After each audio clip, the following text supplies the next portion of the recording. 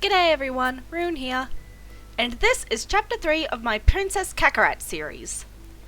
In the last chapter, we went over the first arc of the Dragon Ball series, which was the adventure to find the Dragon Balls. With 2 Saiyans around, it was actually rather easy to accomplish, and the impact it had was different depending on the character.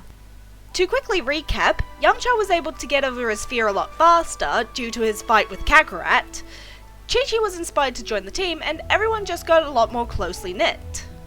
We ended the episode with Vegeta and Kakarat explaining to their friends about their heritage and what had happened to them. This lights a fire within Bulma, Chi-Chi and Yamcha, who are enraged at the tragedy their friends had had to endure. This is where the next chapter begins. After everyone has recovered from the cry fest that was Vegeta and Kakarat explaining their story, everyone needs to sit down and really think about what they're going to do. Like I said last time, Bulma, Yamcha and Chi-Chi are all fired up to help the 2 Saiyans get back at the monster that had destroyed their home and murdered their loved ones. But they're not entirely sure how. Vegeta mentions that he was thinking he and Kakarat should go train with Master Roshi since he did train Master Gohan. This makes Chi-Chi and Yamcha get bolts of inspiration. If they trained with the old master too, they could get stronger and help their friends. Bulma, not knowing what else to do, but knowing she doesn't want to part with her friends after all this new information, decides to tag along. Once they get to Kame House, Roshi gives them his mission of bringing him a hot babe, which both Bulma and Chi-Chi are annoyed by and refuse to help in. Kakarat is also annoyed by this, but then thinks it would be funny to bring a woman that was pretty, but would also clobber Roshi if he tried anything. She gets everyone to huddle in and shares her idea, and everyone thinks it's a good idea too. Yamcha because he also thinks it's funny, and Bulma and Chi-Chi think it might help teach Roshi a lesson.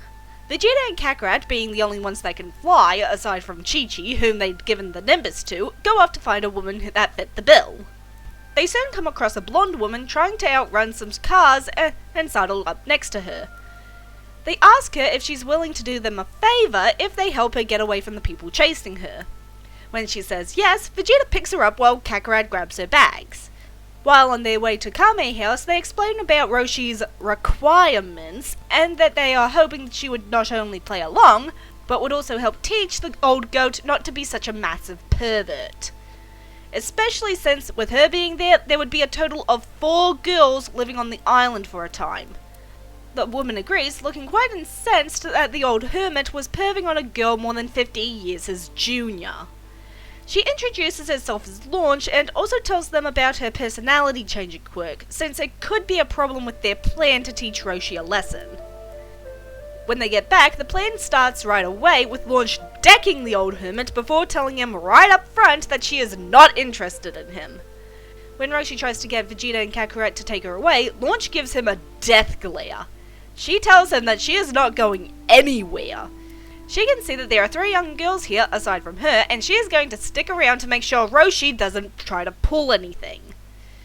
It's at this point Krillin shows up and fills his requirements by giving Roshi some dirty magazines. He is actually quite surprised to see that there are so many other students, and each of them taking their training very seriously. He is also intrigued by the fact that 2 of them are girls.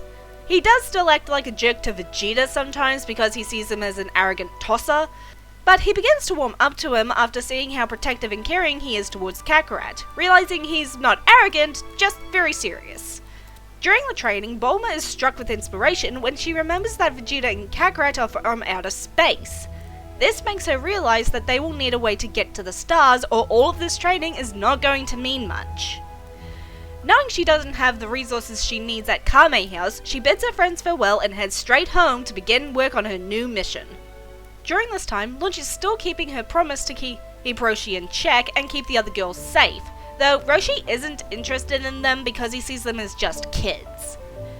It's even gotten to the point where blue-haired Launch is acting as a chaperone. This basically makes her the team mom. And because she's always running around following the group to make sure Roshi doesn't try anything, she ends up participating in some of the training. Eventually, the World Martial Arts Tournament rolls around and they all enter. They all want to test how much stronger they've gotten. And due to them all training together and Vegeta being strong naturally, they would all have gained a lot of strength. So much so that the only ones in the tournament that could pose any challenge to them is each other. But no one knows that at first, especially a certain pair of monk bullies. When Krillin's old bullies try to start picking on him, everyone is for quite a shock to the system. The moment Kakarat hears them saying those mean things about one of her friends, she goes into what I'm calling princess mode. This is a state Kakarat puts herself in when she feels the need to be Princess Kakarat instead of Son Kakarat. While in princess mode, she acts a lot more regal, but also very intimidating. Think the Tranquil Fury trope. Walking up to the two bullies, she begins to absolutely rip into them, all the while maintaining the nicest, most calm voice and demeanor. She tells them how pathetic and foolish they are for underestimating an opponent so horrendously, and she will feel no sympathy for them when Krillin humiliates them in the ring. Can you tell I love the Tranquil Fury trope? She then switches out of princess mode and turns to Krillin.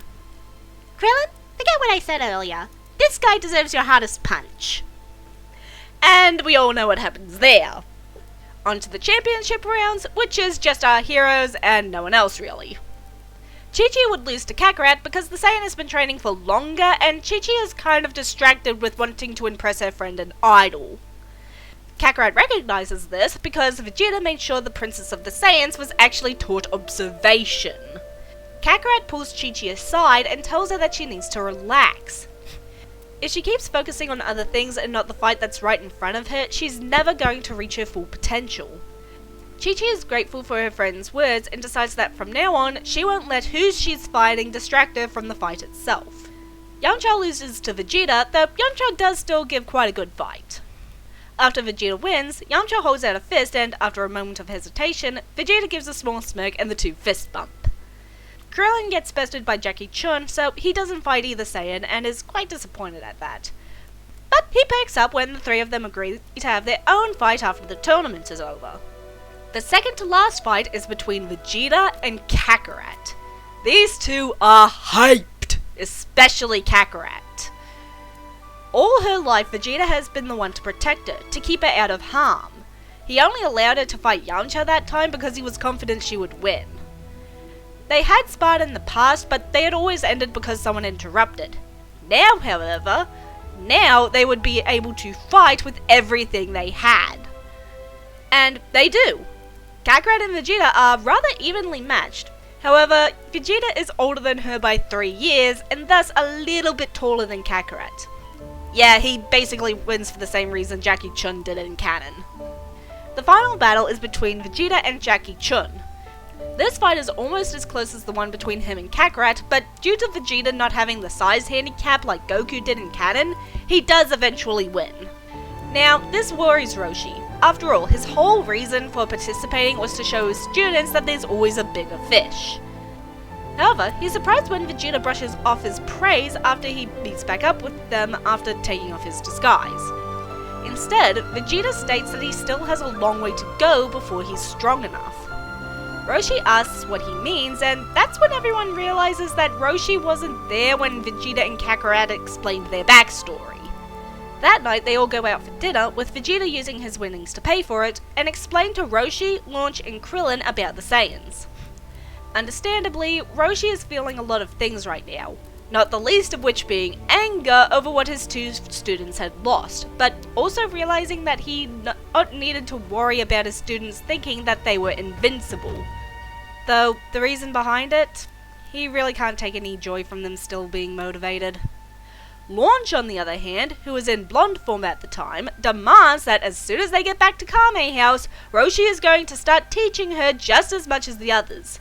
She had really become attached to the teens, and again, Team Mom. Grandfather Gohan, who had also come to watch the tournament, expresses pride in his two charges at how far they had come. Toward the end of dinner, Kakarat mentions that she was wanting to go look for the 4-star Dragon Ball that Gohan had given her, and asks Bulma if she can borrow the Dragon Radar. Bulma is happy to lend it to her. After all, she's not using it. The topic of Bulma's research comes up, and Bulma explains that the rate of Earth's technological advances is going just too slow, and as a result, she's hit a brick wall. If only that ship you two had landed in was still around. It is. What? It's probably covered in overgrowth by now, but it should still be okay enough for you to get some use out of it. Why did you never mention this before? You never asked? By the end of dinner, it is decided that Vegeta and Kakarat would go look for the Dragon Ball, while Grandfather Gohan took Bulma to the place he'd found them so that she could find their old ship. After wishing his chargers luck and telling them to be safe, the gang part ways. Bulma and Gohan to Mount Paozu, Yamcha, Krillin, Chi-Chi, Roshi and Launch back to Kame House, and Vegeta and Kakarat to find the 4-star ball. And that, everyone, is where I'm going to end this story for now. Join me next time as we get into the Red Ribbon Army arc. I'm Rune. See you next chapter.